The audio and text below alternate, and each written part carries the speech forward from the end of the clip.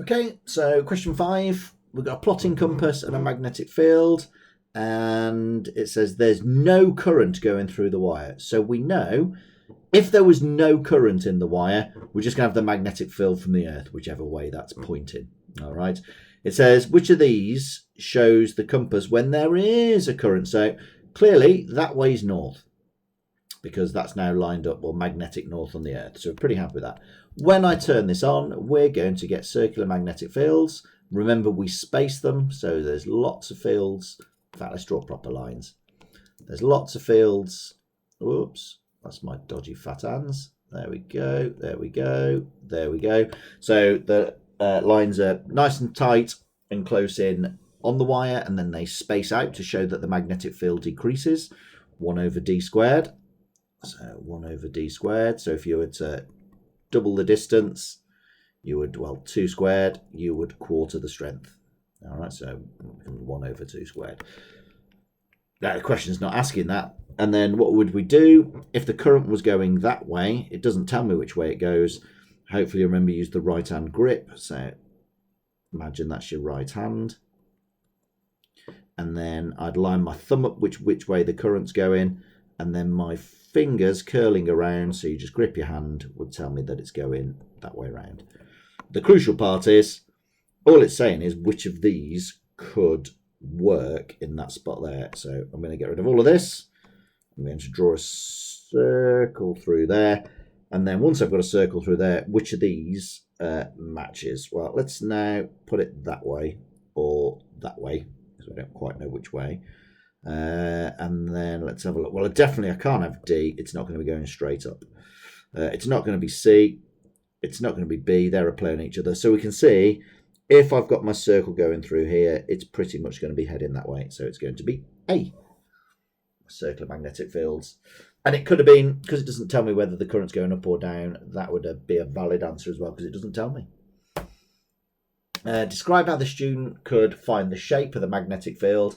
Nice and easy. So get some iron filings, sprinkle them over, and they will align in the field. And if I then wanted to find the direction of them, I could just put loads and loads of compasses around it. Okay, so how I'd do it, there's my wire. I get a sheet of paper. I would then put some iron filings, sprinkle. They'd all be everywhere. And then when I turn the current on, it'll then go into my circles. And that's how I know they're there. If I want to find out the direction, and just get loads. So here's the wire, there's a piece of paper.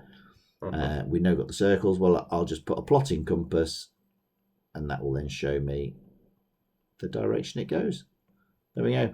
So show that they're there, iron filings, prove the direction, put a plotting compass in lots of places. Don't just say use a plotting compass, but because it just says find the shape, sprinkle iron filings before I turn the current on. And if I wanted to, I could put on a piece of paper, turn on the current, and the iron filings will align in the magnetic field. And you can see I've put in capitals that keyword. So as soon as I turn it on, all the little bits of iron will align in the magnetic field because they will be temporarily magnetized. Next one, motor effect. So I've got copper wire between 2 magnetic poles, and the current's going that way. My magnetic field, as we know, goes north to south. And then you've got to use Fleming's left-hand rule. So it's grab your hand, hold your left. So I would then hold my first finger north to south along there. I would then show my middle finger poking out this way to show that one there. So I'm pointing that north to south, middle finger going out, and then my thumb is pointing up. This thing's going to go up. The interaction between the magnetic field produces forces on the magnet and the wire. So what this is saying is the magnetic force and the magnetic field and the electric field interact, and those two forces are equal and opposite on each other. They're at right angles, because we said that the motor effect is a current carrying wire placed perpendicular to a magnetic field. So we'll experience a force, and those forces will be equal and opposite to each other. So the forces are equal in size or magnitude and opposite in direction. Next part, we've now got a uniform magnetic field, and we can see that there. So clearly This is north, that is south, and the current's going down.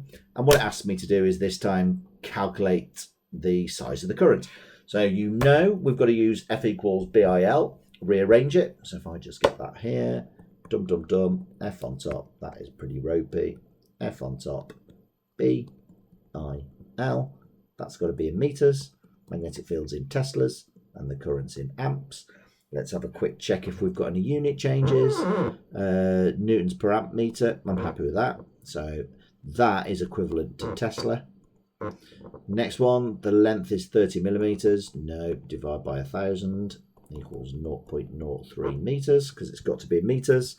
And the force is in newtons, so I'm pretty happy with that, but it's that one there. So now we can rearrange it.